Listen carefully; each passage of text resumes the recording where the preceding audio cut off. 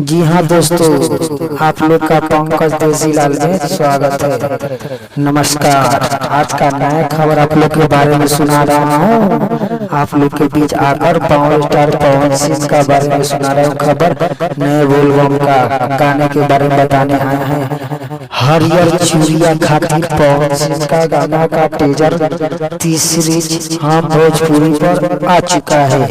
आप लोग से रिक्वेस्ट है कि आप भी एक बार जाके देखिए टीजर का और टीजर के बारे में बताइए कि आपका कैसा लगा और कमेंट और लाइक कीजिएगा। इससे क्या होता है कि हमारा मोटिवेशन मिलता है, हम लोग को थोड़ा हौसला मिलता है वीडियो बनाने में।